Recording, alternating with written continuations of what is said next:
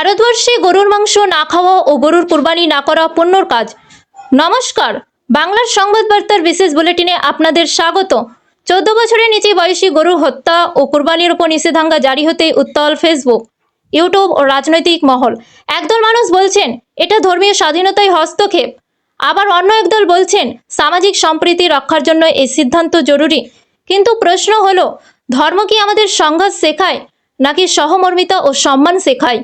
আজ বাংলার সংবাদ বার্তার বিশেষ প্রতিবেদনে আমরা কথা বলবো ধর্মীয় শিক্ষা, সামাজিক বাস্তবতা এবং মানবিক দৃষ্টিভঙ্গি নিয়ে। ইসলাম শব্দের অর্থই শান্তি। ইসলাম শেখায় অন্য কোনো ধর্ম, জাতি বা সম্প্রদায়ের অনুভূতিতে আঘাত না করতে। আমাদের ভারতবর্ষ বৈচিত্র্যের দেশ। এখানে কোটি কোটি মানুষ গরুকে মাতার চোখে দেখেন এবং গভীর শ্রদ্ধা করেন। এটা তাদের বহু বছরের বিশ্বাস ও আবেগ। তাহলে প্রশ্ন উঠছে যে ইসলাম অন্যর অনুভূতিকে সম্মান করতে শেখায়, সেখানে অন্যর মনে কষ্ট না দিয়ে বিকল্প পশু কোরবানি করায় কি আরও মানবিক সিদ্ধান্ত নয়? ইসলামে কুরবানির জন্য একাধিক হালাল পশুর অনুমতি রয়েছে: উট, ছাগল, ভেড়া, ডুম্বা ও গরু। হাদিস অনুযায়ী বিদায় হজ্জের সময় আল্লাহর রাসূল সাল্লাল্লাহু আলাইহি ওয়াসাল্লাম তার স্ত্রীদের পক্ষ থেকে গরু কুরবানি করেছিলেন। অর্থাৎ গরুর কুরবানি ইসলামে বৈধ ও সুন্নত সম্মত। তবে বহু ইসলামিক ইতিহাসবিদ ও আলেমের মতে রাসূল সাল্লাল্লাহু আলাইহি ওয়াসাল্লাম নিজের পক্ষ থেকে জীবনে কখনো গরু কুরবানি দেননি।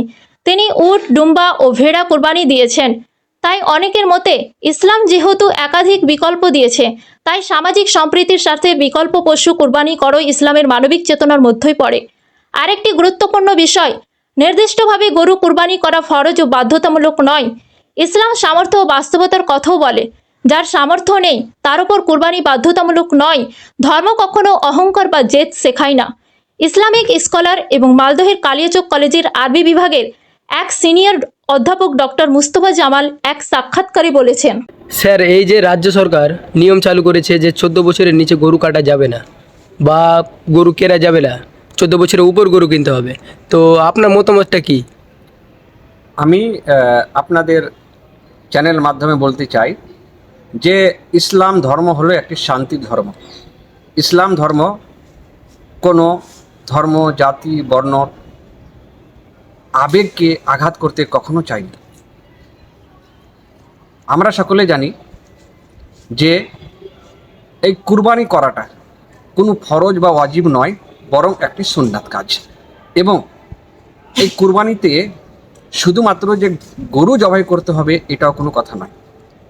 আমরা যদি ইসলামের ইতিহাসের স্টাডি করি তো দেখতে পাবো কি আল্লাহ রসুল সাল্লাল্লাহু আলাইহি সাল্লাম তার শেষ হজে শুধুমাত্র একবার তার স্ত্রীদের পক্ষ থেকে গরু জবাই করেছিলেন এবং তিনি নিজের পক্ষ থেকে কখনো গরু জবাই করেননি। আমি এই প্রসঙ্গে বলতে চাই যে ভারতবর্ষে যখন এই গরুকে এক ধর্মের লোকেরা নিজের মা ভাবেন এবং এটা তাদের আস্থার সাথে জড়িয়ে রয়েছে, এই জন্য আমার মতে গরু কুরবানি না করে তার জায়গায় যে বিকল্প রয়েছে সেগুলো জবাই করা উত্তম এবং গরুর কুরবানি না করা এটার পুণ্যের কাজ। স্যার, আপনার পরিচয়টা বলেন। আমি প্রফেসর ডাক্তার মুজতাবা জামাল, আরবি বিভাগ, কালিয়াচক কলেজ। আচ্ছা।